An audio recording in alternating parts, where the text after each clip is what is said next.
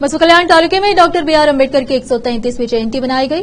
दलित panther अध्यक्ष रवि गायकवाड़ ने अम्बेडकर चौक पर स्थित अम्बेडकर की मूर्ति के सामने झंडा चढ़ाया गया और बसवा कल्याण के भीमनगर से लेकर अम्बेडकर चौक तक रैली निकाली गई। इस कार्यक्रम में बसवा कल्याण तालुके के एसी अनिल कुमार धवलगी और बसवा कल्याण तालुका तहसीलदार शांत गौड़ा बिरादर और दलित पैंथर अध्यक्ष रवि गायकवाड़ और पूर्व विधायक बसवा कल्याण मल्लिकार्जुन एस खोबा और माला बी नारायण राव और समाज कल्याण अधिकारी दिलीप कुमार और सीपीआई अली साहब और बसवा कल्याण के लोग उपस्थित थे। बसवा कल्याण से केपी न्यूज के संवाददाता समीर शेख की रिपोर्ट।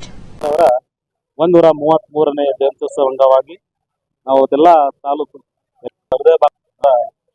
ಒಂದು ಕುರಿತು ಒಂದೆರಡು ಮಾತುಗಳನ್ನು ಆಡುವಾಗಿದ್ರೆ ಅಂಬೇಡ್ಕರ್ ಅವರು ಇಡೀ ವಿಶ್ವವೇ ಅಂತ ಕೊಂಡಾಡ್ತಿರ್ಬೇಕಾಗಿದ್ರೆ ಅಥವಾ ಈ ಭಾರತ ದೇಶದ ಜಾತಿ ಉಪಜಾತಿಗಳನ್ನ ಒಳಗೊಂಡಿರ್ತಕ್ಕಂಥ ಒಂದು ಸುಭದ್ರವಾಗಿರ್ತಕ್ಕಂಥ ಸಂವಿಧಾನ ನೀಡಿರ್ತಕ್ಕಂಥ ಡಾಕ್ಟರ್ ಬಿ ಆರ್ ಅಂಬೇಡ್ಕರ್ ಬಗ್ಗೆ ಮಾತಾಡೋದಾದ್ರೆ ಸೊ ಈ ವಿವಿಧ ರೀತಿಯಾಗಿರ್ತಕ್ಕಂತಹ ಜಾತಿ ಉಪಜಾತಿಗಳ ಮಧ್ಯೆ ಸಂವಿಧಾನ ಕೊಟ್ಟಿರ್ತಕ್ಕಂಥ ನಾವು ಇಲ್ಲಿ ನೆನಪಿಸ್ಕೊಳ್ಬೇಕಾಗತ್ತೆ।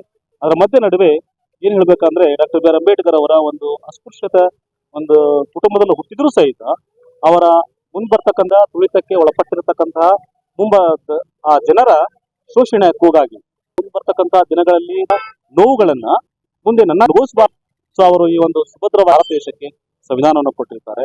ಸೊ ಆ ಕಾರಣಕ್ಕಾಗಿ ನಾವೆಲ್ಲ ಬಂದಿಗಳು ತುಂಬಾ ಹರ್ಷದಿಂದ ಇವತ್ತು ನಾವು ಆಚರಣೆ ಮಾಡ್ತೀವಿ। ಅಂಬೇಡ್ಕರ್ ಅವರ 133ನೇ ಜಯಂತಿಯನ್ನ